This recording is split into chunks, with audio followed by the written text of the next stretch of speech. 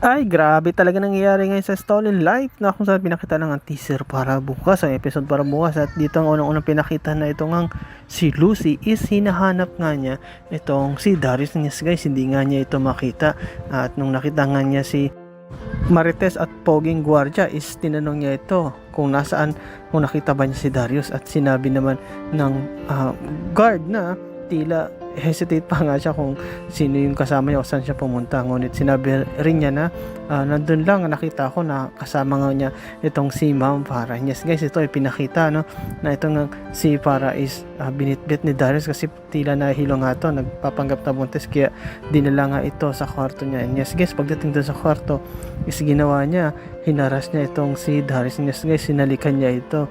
At pumapalag nga itong si Darius, ngunit wala rin siyang magawa kasi nga punersa siya nito nga ni Farah na magalikat sila at may mangyari sa kanila. Yes guys, ipinakita nga na ito nga si Lucy is may nakitang panty doon sa may parang basurahan, no? At sabi nga nila, Kadiri, kanino kaya yan? At kinuha nga ito ni Lucy. At nung nakita niya si Darius, tinanong niya si Darius na kanino ito, na bakit ko nakita ito sa kwarto natin.